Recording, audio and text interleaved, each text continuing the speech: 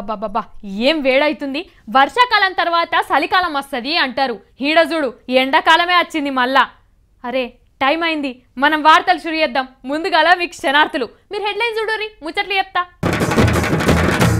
జయమ్మకు bail మంజూరు కాలేదు, అర్ధ గంటల ఆగమాగమైన అమ్మ పార్టీలు. ఆన్లైన్ షాపింగ్ పేరుతోని పరాష్కం దందా, చెట్టు పేరు చెప్పి కాయలమ్ముకునే మోసం. బంగారం కంటే పిరమైతున్న కరెంటి కథ, తెల్వక రోడ్ల మీదకొస్తున్న తెలంగాణ రైతులు. సైకిల్ ఇడిచి బస్సు ఎక్కుతున్న తమ్ముళ్ళు, సుతిలేని లీడర్లతోని టీటీడీపీ బస్సు యాత్ర. నిజామాబాదోళ్ళ నిద్ర జడగొడుతున్న పులి, చీకటైతే భయపెడుతున్న చిరుత. బరి తెగిచ్చిన పాకిస్తాన్ మింట్రోళ్లు, తెల్ల పావురాలు ఎగిరేస్తున్న మనోళ్లు. బెయిల్ వచ్చిందా రాలేదా, వచ్చిందా రాలేదా ఏమో పో, అంతా కన్ఫ్యూజనే ఉన్నది. గదే పోయిన వారం అమ్మ జైల్లో పడ్డది కదా, మన తీన్మార్ వార్తలలో కూడా 3-4 మాటలు చూపిస్తుంది. వారం రోజులు జైలతో అమ్మను వార్తలు చూపిస్తేనే అమ్మని చూస్తే బాగుండు, అమ్మతో మాట్లాడితే బాగుండు అనిపిస్తుంది. మరి నాకే ఇట్లుంటే ఇక అమ్మ ఫ్యాన్స్కి ఎట్లుంటుంది చెప్పుర్రి. మరి గా ఫ్యాన్స్ ముచ్చటేంది, అమ్మ బెయిల్ ముచ్చటేంది, అసలు వచ్చిందా రాలేదా అంతా ఒకరు అరుచుకుందాం నడురి. జయలలితమ్మ బెయిల్ ముచ్చటిది. బెయిల్ వచ్చిందా రాలేదా అన్న సంగతి కంటే ముందుగాల గీ సీన్ చూడండి.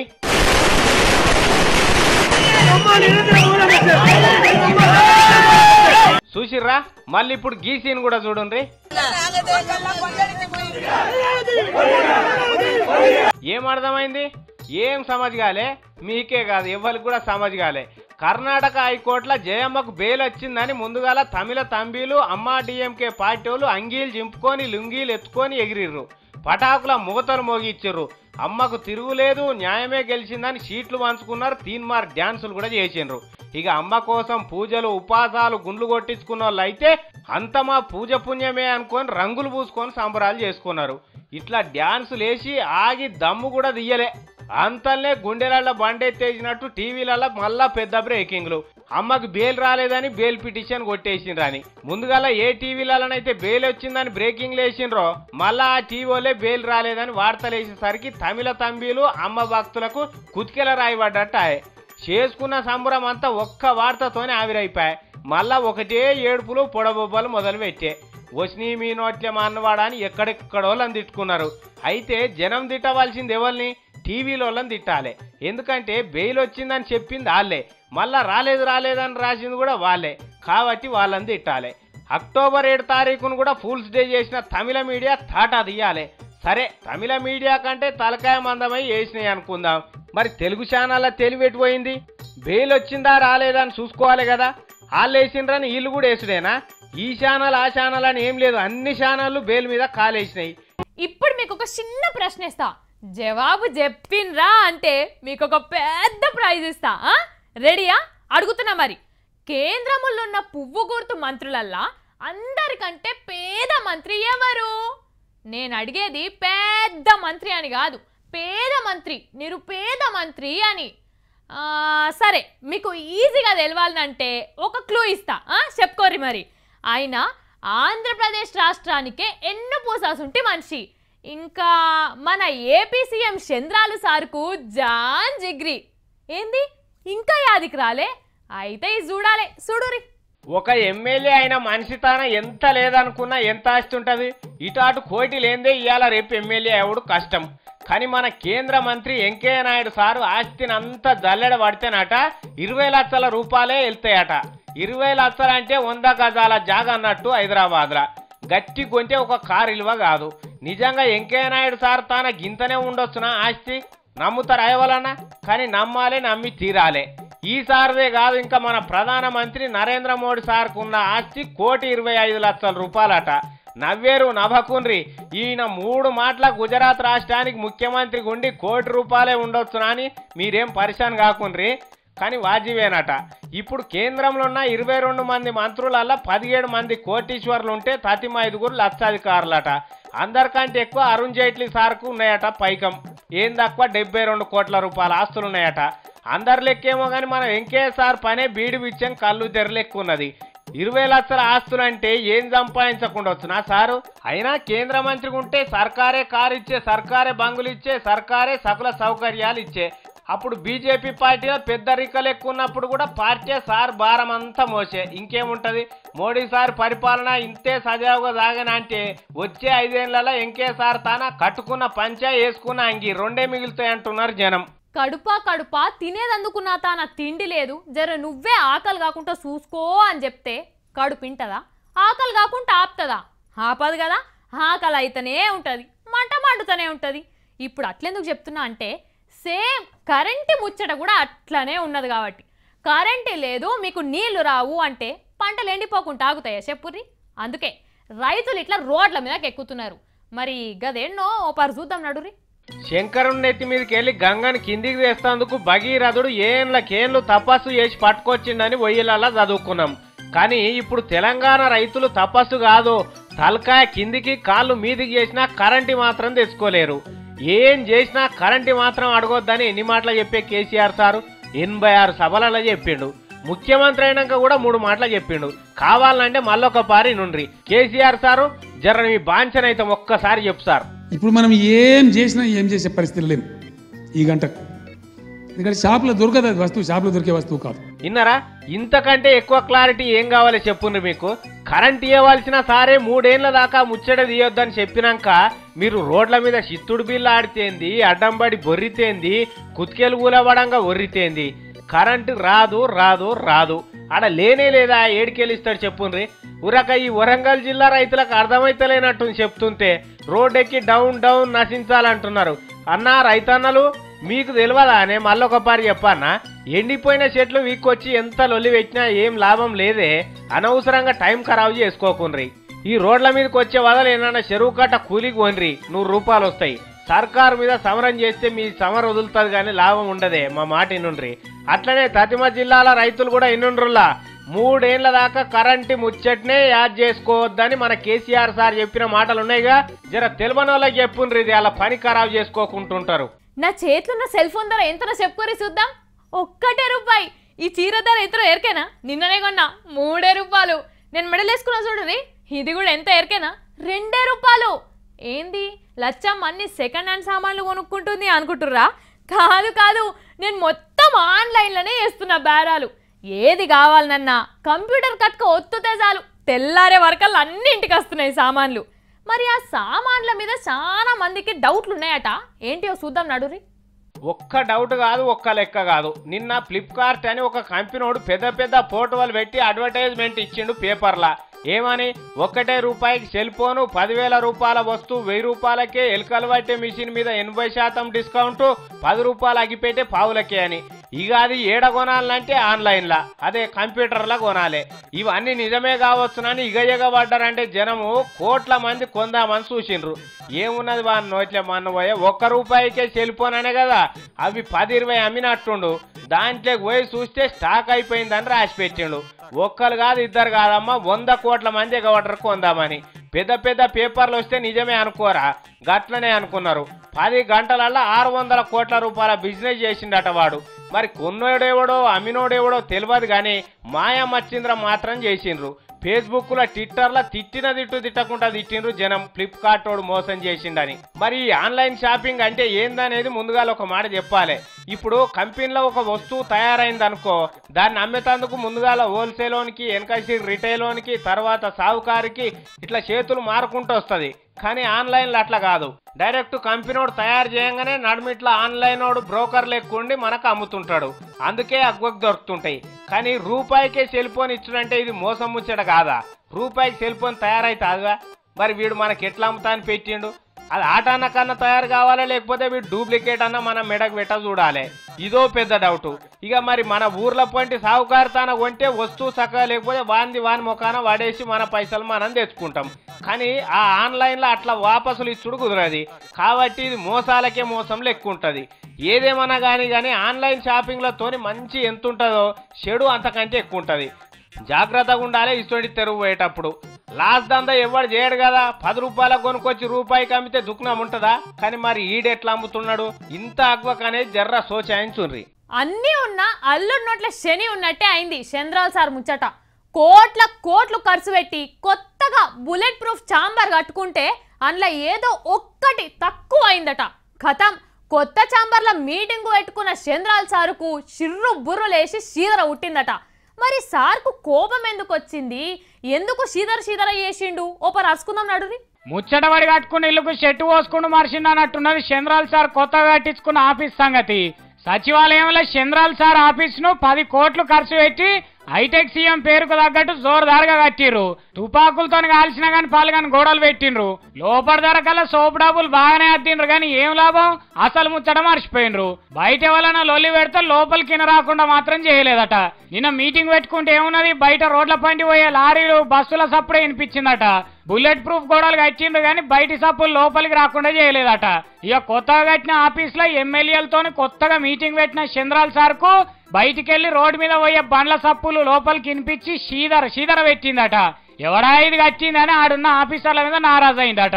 వాళ్ళని గట్టిగానే 4 అందుకున్నాడట. గాని ఇక అప్పటికప్పుడు ఇంగ్లీష్ విపరీతంగా మాట్లాడే సీఎం రమేష్ సార్ ను పిలిచి 2 రోజులలో ఆఫీస్ లో బయట సప్పులు లోపలికి వినబడకుండా చేయాలని ఆర్డర్ వేసిందట. మొత్తానికి అంగి కుట్టించుకొని గుండెలు పెట్టుడు మరిచినట్టు అయింది సార్ సచివాలయ ఛాంబర్ కథ. గీ ముచ్చట ఎరికేనా మీకు? మళ్ళా పసుపు పచ్చ బస్సులు వస్తున్నాయట ఊర్లకు. అంటే ఆర్టీసీ బస్సులకు రంగు మారుస్తున్నారా ఏంది అనుకునేరు. కాదు, గవి ఆర్టీసీల బస్సులు కావు, పచ్చ పార్టీల తెలంగాణ యాత్ర బస్సులట. మరి ఇప్పుడెందుకు వస్తున్నాయి? ఓట్లు కూడా ఓడిచిపోయినాయి కదా అని డౌట్లు పడుతున్నారా? నాకెరికే మీరు అట్లా అనుకుంటారా అని. మరి గాళ్ళు ఎందుకు వస్తున్నారు, గా బస్సు యాత్ర ఏంది అన్న ముచ్చటంతా పట్టుకొచ్చినా మీరు వేసుకోర్రే. ఉల్వశేన్లో పొడగొట్టుకున్న ఇజ్జత్తు ఉల్వశేన్లోనే ఎంకులు ఆడుకునేందుకు బయలుతున్నారు తెలంగాణ తెలుగుదేశం తమ్ముళ్ళు. ఈ 10 తారీఖు సంది పల్లె బాట పడతారట. బస్ వేసుకొని పల్లెకు తిరుగుతారట. ముసలోళ్ళకు పింఛన్లు అత్తలేవు, రైతులకు కొత్త లోన్లు ఎందుకు ఇత్తలేరు, కొత్త రేషన్ కార్డులు ఎప్పుడు ఇస్తారట, పొలాలు ఎండిపోతుంటే కరెంట్ ఎందుకు కొనరాయే అని ఇయ్యర టీఆర్ఎస్ సర్కార్ వాళ్ళను బస్సు ఎక్కి దుమ్ము దులుపుతారట. మంచిగానే ఉంది కానీ మరి మీ దాంట్లో మీకే దౌడాలు కాబట్టి లోపట్నే ఒకరికొకరికి వాడతలేదా? ఇక ఇది చాలదన్నట్టు ఇప్పటికే సైకిల్ దిగి జోరు మీద ఉన్న కారు ఎక్కైతందుకు 4-5 ఎమ్మెల్యేలు ఇక మాటలు పడుతుంటే ఇక వీళ్ళంతా కలిసి ఎర్రబెల్లిని కానీ మైకు పట్టంగానే పూనకం వచ్చే రేవంత్ రెడ్డి సారును కానీ బస్సు డ్రైవర్గా పెట్టి బయలుదేరదామనుకోవట్టే. చంద్రాల్ సారు ఓసారి ఆలోచన చెయ్యి. ఈ నడమ ఎర్రబెల్లి సారు చిత్తం మీ మీద ఉన్నది, భక్తి గులాబీ పూల మీద ఉన్నట్టు కొడుతుంది. చీకట్ల దైవ దర్శనాలే ఎక్కువైతున్నాయట. ఈయనది ఇట్లుంటే ఇక రేవంత్ రెడ్డి సారు మంచిగా వయసు మీద ఉన్నాడు. మైకు ముంగట మైకాసుడని బస్సు స్టీరింగ్ కూడా ఇచ్చినవే అనుకో, ఉడుకు రక్తంతో ఉరికి గూలవాడే అవకాశం ఉంది. ఇచ్చి తిప్పితివా అంటే ఆ బస్సు యాత్ర కోసేలడు కూడా డౌటే అంటుర్రు. ఆయన ఓటి మాట్లాడబోయి ఓటి మాట్లాడండి అనుకో, తెలుసు కదా మన పార్టీకి తెలంగాణలో ఎంత మంచి ఆదరణ ఉందో, అది ఇంకింత పెరుగుతుంది. అందుకే అసలు పార్టీలో ఉన్నాడో లేదో అని ఉన్నట్లుండే నోట్ల నాలుక ఉన్నదో లేదో అని మాట్లాడే రమణ సార్ను బస్సు యాత్రకు డ్రైవర్గా పెట్టి నడిపించినామంటే బస్సు 4 టైర్లు 4 దిక్కుల పోకుండా ఒక్కటే పక్క పోతాయి. ఉన్న ఇజ్జత్ పోకుండా చూసుకోమంటున్నారు దిక్కులేని పక్షులైన పచ్చపాటి తమ్ముళ్ళు. హైదరాబాదు అమెరికా లెక్క అవుతుందా, సింగపూర్ లెక్క అవుతుందా?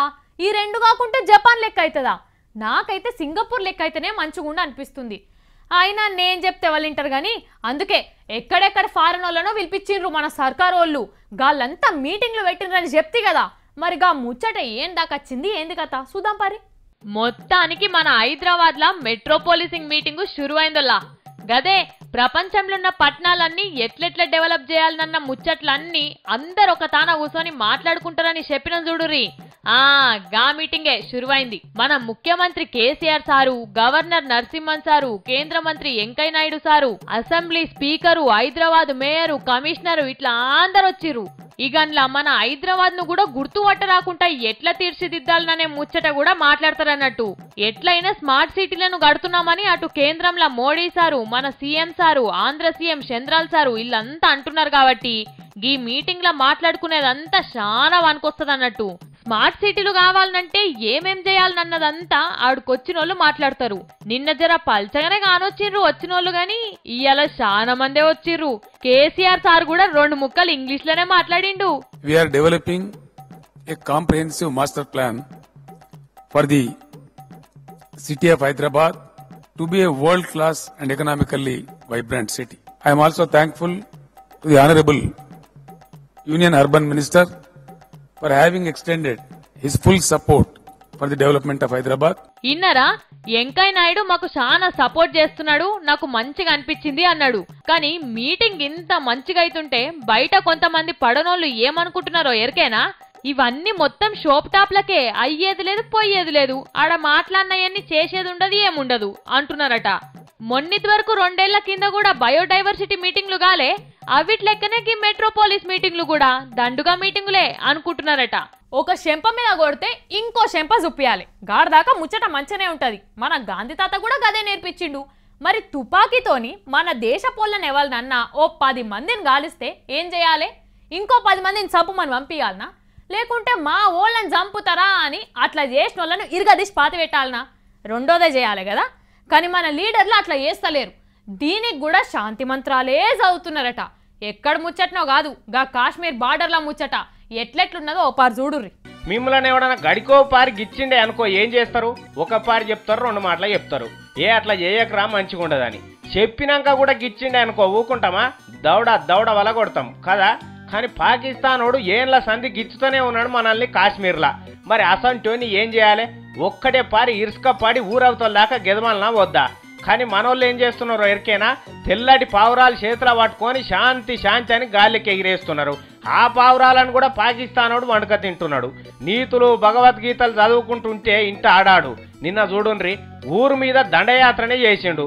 అద్దుమ్మ రాత్రి తుపాకులతోని గాలిస్తే 7 జనం ఆన్నే అడ్డం పడ్డారు. జీవిడిచిన వాళ్ళు ఇడిచిండ్రు. పసిబోరగాలను కూడా ఇడిచిపెట్టలేవాడు. తెల్లారంగా సంకనాక పోతున్నట్టున్నాడు పాకిస్తాన్ మింట్రోడు. రాత్రిపూట గాలిస్తున్నాడు మనల్ని. అయ్యో మరి మనోళ్ళు ఏం చేస్తున్నారు? మనం ఇంట్రోళ్ళ తన తుపాకులు లేవా? అవి పేలయా అంటే ఎందుకు పేలాయి? పేలుతాయి కానీ మనోళ్ళ చేతులు ఎప్పటికి గట్టేసే ఉంటాయి కదా. మన లీడర్లు అలా కట్లిప్పరు, అప్పటిదాకా మన తుపాకులు వేలాయి. గిది కథ. మీదికెళ్ళి పాకిస్తాన్ దుశ్చర్యను ఖండిస్తున్నాం, గర్హిస్తున్నాం, అమానుషం, అక్రమం, లోటపీస్ మాస్పత్రి అని మీడియా ముంగట టైంపాస్ ముచ్చట్లు మాట్లాడుతుంటారు.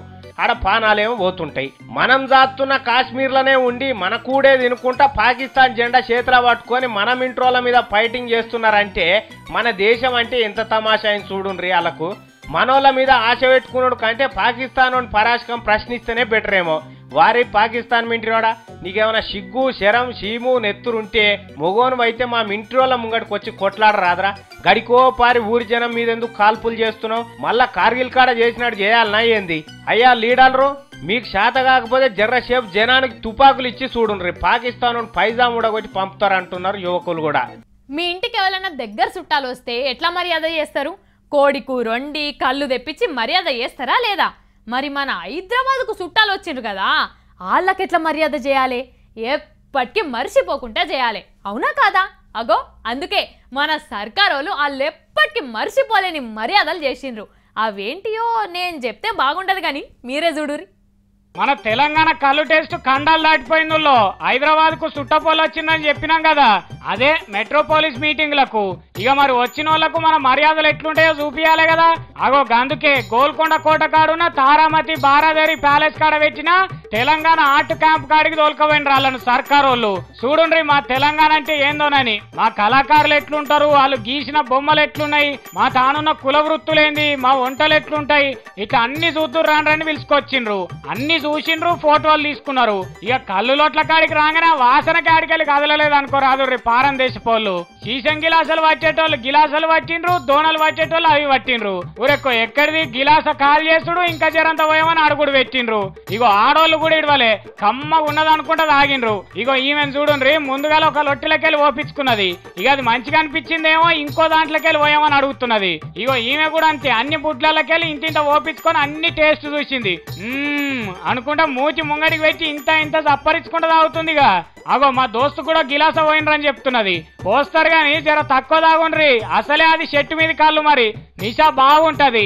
తెల్లారులేసి మళ్ళా మీటింగ్ లో మాట్లాడాలన్నాయే. ఇగో ఈయనకు తాగకముందే వాసననే మంచిగా అనిపించినట్టున్నది. తలకాయ ఎట్లా ఊపుతున్నాడో చూడు. ఇట్లా గిలాసాలతో కాదని ఇగో ఈయన మంచిగా డొప్ప పట్టి చూరుకున్నాడు. మెల్ల తాగు, బాగానే చూరుతున్నావు గాని సరాన పడుతుంది సారు. ఇగో కళ్ళెట్లున్నదో చెప్తున్నది ఈమె. Well, I think it's really lovely. I I just hope I will be able to stand after I finish this because it seems quite strong. But it's got a lovely flavor. It's not too sweet. ఇన్నరా ఇడవకుండా తాగుద్దైతుంది వాసన చూస్తే గాని కళ్ళు జర గట్టిగానే ఉన్నది అంటున్నది. ఇక మన సికింద్రాబాద్ ఎంపీ దత్తన్న కూడా ఆకుల కళ్ళు టేస్ట్ చూసిండు. ఎట్లున్నదే దత్తన్న? మరి మంచిగా ఉంటావు పట్టుబట్టకపోతే సిగ్గుపడతావు, అంత మనదేనాయే. సరే గాని కళ్ళు ఎట్లున్నదట? వచ్చిన వాళ్ళు ఏమంటున్నారు? మన మర్యాదలు నచ్చినాయి అట్నా? చాలా మంచి వాళ్ళు, చాలా బాగుంది ఇది అని చెప్పేసి వాళ్ళు చెప్పడం జరిగింది. అయితే మొత్తానికి అందరికి నచ్చింది అన్నట్టు మన తెలంగాణ కళ్ళు. ఇగో మొత్తానికి ఇట్లా ఎంజాయ్ చేస్తున్నారు మెట్రోపోలిస్ మీటింగ్ వచ్చిన పారినోళ్ళు. అమ్మో నాకైతే మస్తు భయం అవుతుంది. గవి హైదరాబాద్ లకైతే రావు కదా. అయినా గీ అడవి జంతువులేంది గిట్లా జనాలేంట పడుతున్నాయి? అసలు వీటికి అడవిలో ఏం దొరుకుతలేదా ఏంది? లేకుంటే టైం పాస్ కాక ఊర్లలోకి వస్తున్నాయా? గుడ్డెలుగులు, పులులు, పాములు ఒక్కటి కాకుంటే ఒకటి మనుషుల మీద పడుతూనే ఉన్నాయి. ఇగో నిజామాబాద్ కాడ మళ్ళేదో వచ్చిందట, గదేందో చూద్దాం నడురి. చీకట్ల పిల్లిని చూస్తేనే భయపడతారు జనం, ఇక పులిని చూస్తే బతుకుతారా? అదురికే జీవిడుస్తారు. ఇగో అదే పరిస్థితి ఉన్నది ఇప్పుడు నిజామాబాద్ జిల్లా బిక్కునూరు మండలం పొందూరు తూరోళ్ళది. ఏడికెళ్ళి వచ్చిందో ఏం పాడైందో తెలియదు కానీ చీకటి కాగానే ఊరు చుట్టుముట్టు తిరుగుతున్నదట చిరుతపులి. వారం 10 రోజుల బట్టి ఆ ఊరు పంట తిరుగుతుంటే కొంతమంది చూసిండ్రట. ఇక పొద్దు గూట్ల పడితే చాలు జనం ఇళ్లకెళ్ళి బయటకు వెళ్తలేరట. పొద్దుగాలనైనా బాయిల దిక్కుపోదామని పోతే పులి నడిచిన అడుగులు కనిపిస్తున్నాయట. ఎద్దు వ్యవసాయం అంతా బంద్ పెట్టి ఊర్లోనే ఉంటున్నారట జనం. అంతే మా విలేజ్ వాళ్ళకి మాత్రం ఇంతకుముందు దోమకొండ ఏరియాలో అక్కడ తిరిగేది, నిన్న బీటీఎస్ ఏరియాలో తిరిగేది, ఈ రోజు పొందూర్తిలా. మా విలేజ్ వాళ్ళకి మాత్రం ప్రాణభయం ఉందన్న. ఈడ మునిగి ఆడ తేలుతుందట. తెల్లారంగానే గుట్టల మీదకి ఎక్కి చూస్తుందట. చెరువు కాడికి వచ్చి నీళ్లు తాగిపోతున్నదట. ఈడికే ఆనలు పడక, కరెంటు లేక, పంటలు ఎండిపోయి జనం అవస్థలు పడుతుంటే చిరుత పులులు కూడా మోపైనాయి. ఎవరు దొరికితే మింగుదామా అన్నట్టు తిరుగుతున్నాయట. చిరుత పులిని చూసిన వాళ్ళు సల్జరం వచ్చి పన్నారట. ఇక పోలీసు వాళ్ళకి చెప్తే వాళ్ళు వచ్చే వరకల్లా మాయమవుతున్నది. వాళ్ళు ఓంగానే మళ్ళా కనబడుతున్నదట. మొత్తం చుట్టుముట్టు ఊర్లలో జనం గజ్జును వణుకుతున్నారట. మరి దానికి ఏం కావాలనో ఎట్లయితే పోతుందో తెలుస్తలేదు. ఒకటే తిరుగుతున్నదా లేకుంటే 2-3 సోపత్తోనే వచ్చినాయా ఇప్పటికైతే తెలియదు కానీ సర్కారు మాత్రం చిరుతపులులతో చర్చలు జరిపి జనం ప్రాణాలు కాపాడాలని కోరుకుంటున్నారు పబ్లిక్. జయమ్మకు బెయిల్ మంజూరు కాలేదు. అర్ధ గంటల ఆగమాగమైన అమ్మ పార్టులు. ఆన్లైన్ షాపింగ్ పేరుతోని పరాష్కం దందా. చెట్టు పేరు చెప్పి కాయలమ్ముకునే మోసం. బంగారం కంటే పిరమైతున్న కరెంటి కథ. తెల్వక రోడ్ల మీదకొస్తున్న తెలంగాణ రైతులు. సైకిల్ ఇడిచి బస్సు ఎక్కుతున్న తమ్ముళ్ళు. సుతిలేని లీడర్లతోని టీటీడీపీ బస్సు యాత్ర. నిజామాబాదోళ్ళ నిద్ర జడగొడుతున్న పులి. చీకటైతే భయపెడుతున్న చిరుత. బరి తెగిచ్చిన పాకిస్తాన్ మింట్రోళ్లు. తెల్ల పావురాలు ఎగిరేస్తున్న మనోళ్ళు. ఇవి మరి ఇయాల్టి ముచ్చట్లు. రేపు మళ్ళా కొత్త ముచ్చట్లు పట్టుకొస్తా. గప్పటిదాకా చూస్తూనే ఉండుర్రి V6.